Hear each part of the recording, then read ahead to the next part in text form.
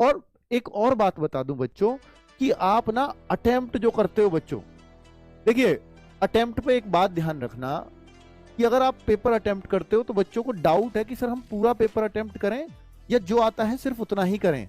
क्या नॉर्मलाइजेशन में इस बात का भी अंतर पड़ता है?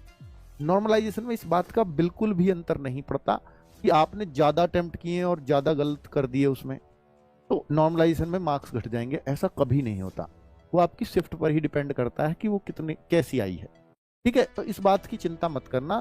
तो मैं आपको ये सलाह दे रहा हूं कि 1/8 की नेगेटिव मार्किंग है आपकी, तो इसकी वजह से आप एकदम बेसलेस तुक्का तो मत मारो। देखो ये तो सीधी सी बात है, जैसे आपको पता है यार मैथ्स में मुझे आता ही है, तो अब मैं डाउट में मैथ्स में अक्सर नहीं होता, तो मैथ्स में या तो मुझे आता है या मुझे नहीं आता। जो नहीं आता फालतू में तुक्का मत लगाओ। लेकिन रीजनिंग में अगर आपको जैसे क्लासिफिकेशंस होता है, कई बार हम फंस जाते हैं 2 ऑप्शन में, और ऐसे बहुत सारे सीरीज के क्वेश्चंस होते हैं, कई बार फंस जाते हैं कई बार नहीं भी, तो हमें कई बार हम 50-50 में होते हैं, तो वहां जरूर लगा के आओ, कभी मत छोड़ना। ऐसे 1/8 की नेगेटिव मार्किंग ये कभी नुकसान नहीं करेगी आपका। ठीक है, और अगर आपसे बोलूं कि भाई जीएस में, तो मैं कहूंगा कि जीएस में भाई आप लगा के आओ, खुल के लगा के आओ। हिंदी में कुछ कभी कभी किसी क्वेश्चन में हमें डाउट हो जाता तो उसको लगा के आना, छोड़ के मत आना।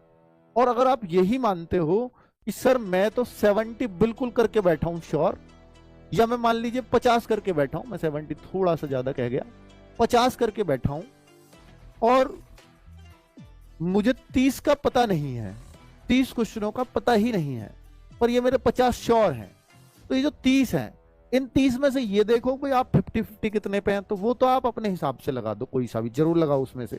अब मान लो आपने 5 क्वेश्चन ऐसे छांट लिए जिसमें आप 50-50 हैं, 50-50, तो उनमें तो जो आपको लग रहा है लगा दो, और बाकी जो 25 क्वेश्चन बचे उनमें आप एक जैसा ऑप्शन लगा के आ जाओ। यानी या तो सब में ए भर के आ जाओ, या सब में बी भर के आ जाओ, या सब में सी भर के आ जाओ। इसके बहुत ज्यादा चांसेस है कि आपके कम से कम 6 क्वेश्चन तो जरूर सही हो जाएंगे। अब आपके उस 6 सही भी हो गए और 18 गलत हो गए, तो इसका फायदा क्या रहा? फायदा ये रहा बच्चों कि 6 क्वेश्चंस के आपको 12 अंक मिल जाएंगे, और 18 के आपके घटेंगे कितने ये आपको पता है? 18 का अगर मैं देखूं तो 36 का 1/8 घटेंगे, अर्थात 4.5 मार्क्स आपका घटेगा। तो 12 मिले 4.5 घट गया, फिर भी आप जो फायदा रहा ना आपको, वो 7.5 मार्क्स का फायदा रहा। ये रहा फायदा, ये है इस चीज का लॉजिक जो मैं आपको बता रहा हूं।